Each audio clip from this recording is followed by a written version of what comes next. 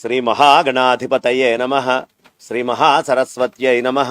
శ్రీ గురుభ్యో నమః. హరి ఓం. శృతిస్మృతిపురాణానామాలయం కరుణాలయం నమామి భగవత్పాద శంకరం లోకశంకరం. శంకరం శంకరాచార్యం కేశవం బాదరాయణం సూత్రభాష్యకృతౌ వందే భగవంతౌ పునః పునః.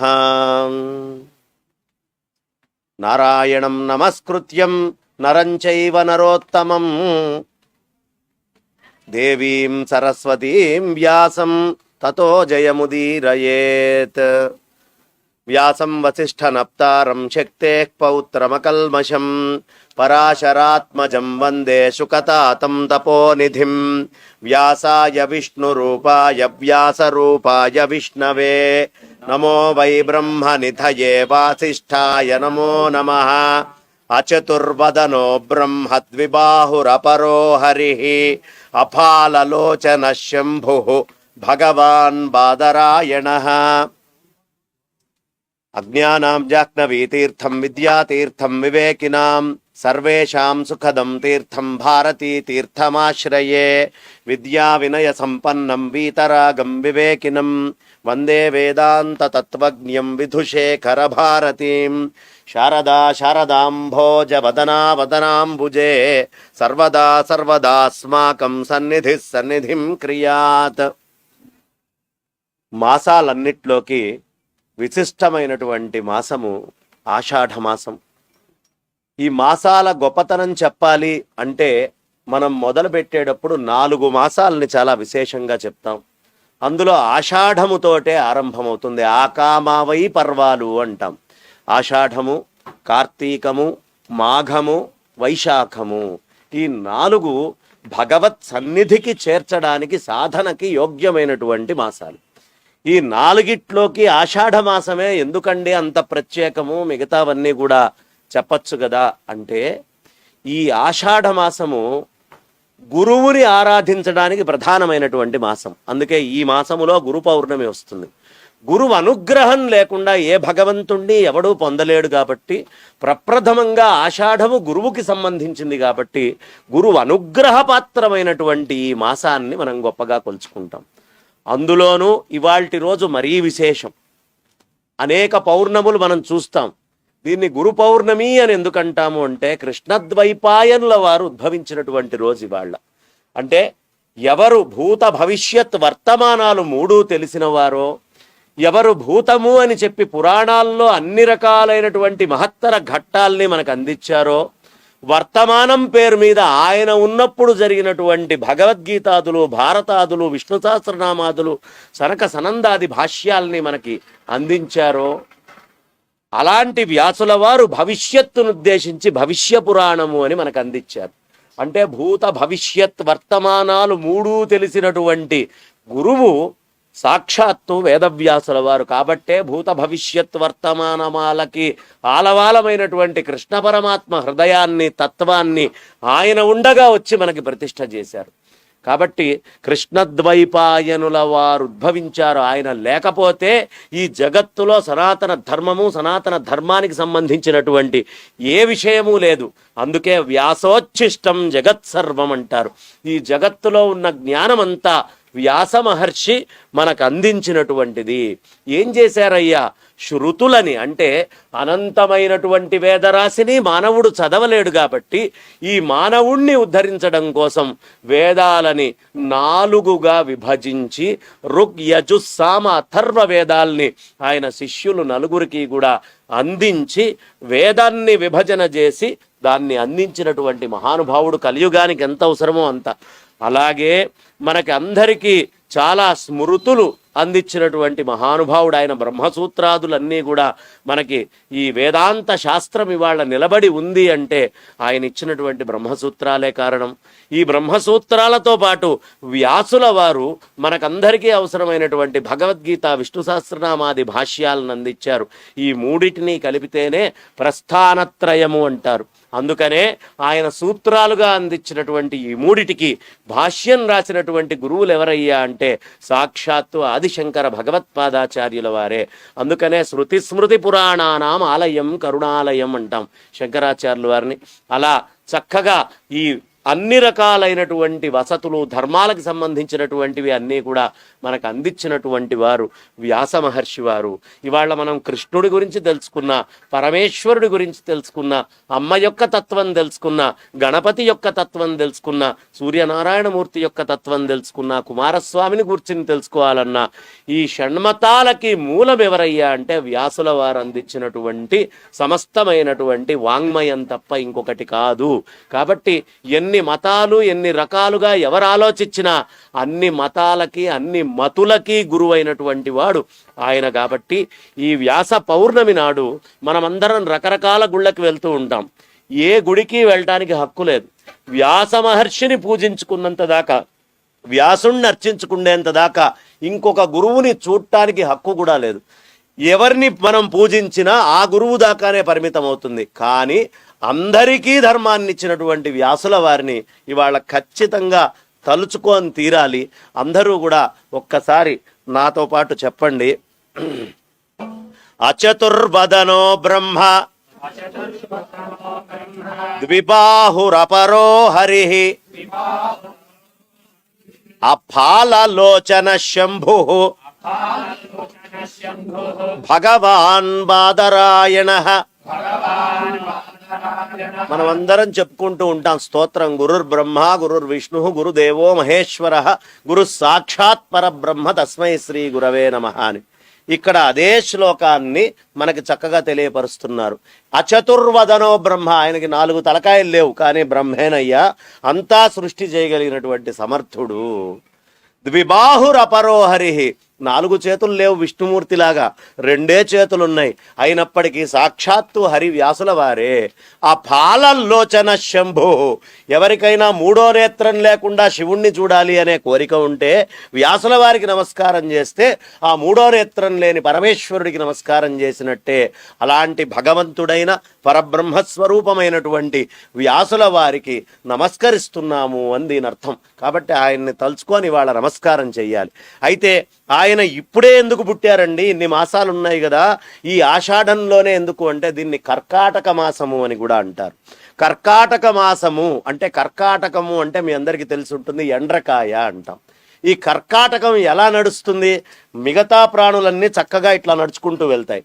ఈ ప్రకృతికి విభిన్నంగా విరుద్ధంగా నడుచుకుంటూ వెళ్ళేటటువంటి జీవి ఏదైనా ఉంది అంటే అది కర్కాటకము. చాలా విశేషమైన గతితో పక్కనడక నడుస్తూ ఉంటుంది. అంటే ఈ సంసారంలో పడి అందరిలాగా కొట్టుకొని పోయేటటువంటి వాళ్ళకి అది కాదురా పోయేటటువంటి దారి, ఇంకొక దారి ఉంది, ఇలా కూడా వెళ్ళొచ్చు అని చూపించేట్టుగా గురుమహాత్ముడైనటువంటి వ్యాసుల వారు కర్కాటకం వచ్చేటటువంటి సందర్భంలో ఉద్భవించడం జరిగింది. ఈ ఆషాఢము ఎంత గొప్పదయ్యా అంటే, ఆకుపచ్చ రంగులో ఉన్నటువంటి గోరింటాకుని చేతిగా పెట్టుకుంటే ఎర్రగా మారుతుంది. అంటే నీకు సంబంధం లేనటువంటి వర్ణాన్ని ఏదైతే నువ్వు చూస్తున్నావో ఈ ప్రపంచంలో నీ కంటికి కనిపించేటటువంటి దాని నుంచి విభిన్నమైనటువంటి ఫలాన్ని ఇస్తుంది.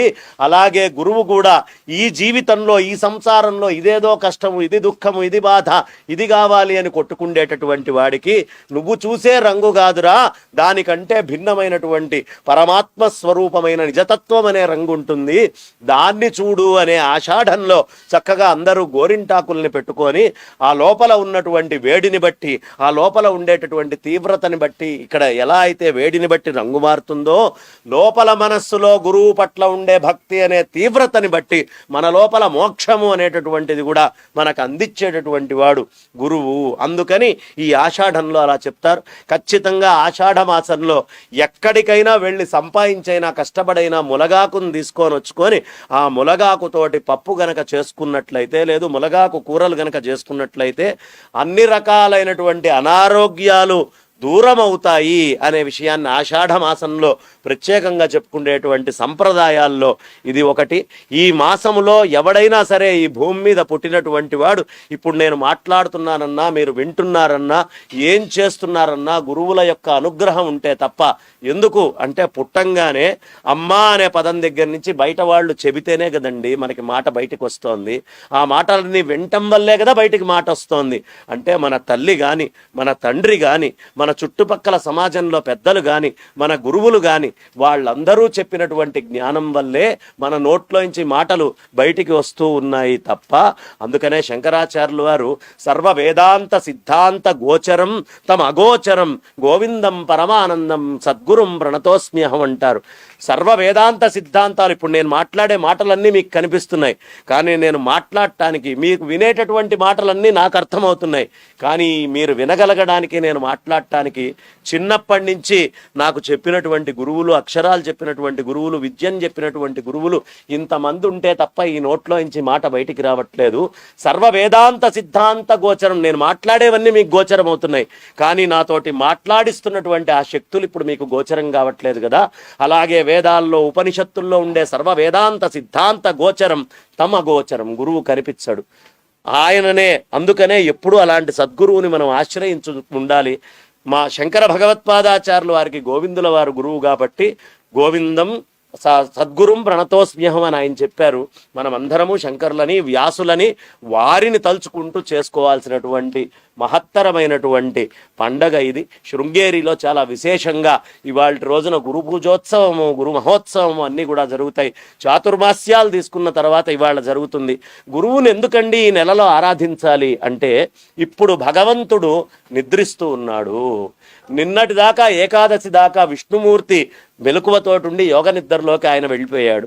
ఇవాల్టి నుంచి పౌర్ణమి నుంచి ఆ దక్షిణామూర్తి స్వరూపుడైనటువంటి పరమేశ్వరుడు ఆయన యోగములో తపస్సులోకి వెళ్ళిపోతారు. ఇవాళ్లే లెక్క. అందుకనే కొంతమంది ఏకాదశి నుంచి చాతుర్మాస్యము, కొంతమంది శివుడికి సంబంధించి చేసేవాళ్ళు పౌర్ణమి నుంచి వాళ్ళు చాతుర్మాస్యాలు చేస్తారు.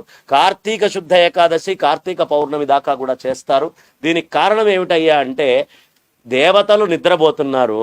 దేవతలు నిద్రపోయినప్పుడు నీ లోపల కూడా ఆ దేవత యోగ నిద్రలోనే ఉంటాడు. ఆయన నిద్రలో ఉన్నప్పుడు జాగరూకుడివై ఉండాలి అంటే గురువుని ఆశ్రయించు. గురువు తప్ప నీ లోపల అజ్ఞాన అంధకారాన్ని తీయగలిగేవాడు లేడు. అందుకని గురువుని ఆశ్రయించు అనే మనకి విషయాన్ని చెప్పడం కోసం గురువు ఆరాధన అనేది ఆషాఢ మాసంలో చాలా ప్రత్యేకంగా మనకి చెప్పబడుతూ ఉంటుంది. కాబట్టి ఏ రోజు పౌర్ణమికి మనకి ఆషాఢ, ఉత్తరాషాఢో పూర్వాషాఢ నక్షత్రాలు ఉంటాయో దానిని ఆషాఢ మాసము అంటారు. చిత్తా నక్షత్రం ఉంటే చైత్రము, విశాఖ నక్షత్రం పౌర్ణమికి ఉంటే వైశాఖము, ఇట్లా రకరకాలుగా మనకి మాసాలు చెప్తూ ఈ గురువుకి సంబంధించినటువంటి మాసం ఎందుకైందయ్యా అంటే, గురువు యొక్క బలము భూమి మీద చాలా అధికంగా ఉండేటటువంటి మాసం. గురుగ్రహము యొక్క బలము ఆషాఢ మాసంలో చాలా విశేషంగా ఉంటుంది, మళ్ళీ కార్తీక మాసంలో ఉంటుంది.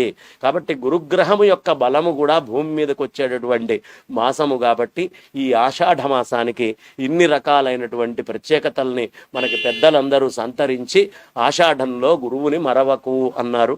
అందుకనే మనమందరము కూడా ఆ గురుమూర్తిని ఎప్పుడూ మర్చిపోకుండా, గురువు లేని విద్య గుడ్డి విద్య, ఎవడి జీవితంలో గురువు ఉండడో వాడు ఎలా ఉంటుందయ్యా వాడి జీవితం అంటే, అమావాస్యలో చంద్రుడు లేనటువంటి రాత్రి ఎలా ఉంటుందో కాలము, గురువు లేనటువంటి వాడి జీవితం కూడా ఏ విధమైనటువంటి వెలుగు లేకుండా అంధకారంలో ఉంటుంది.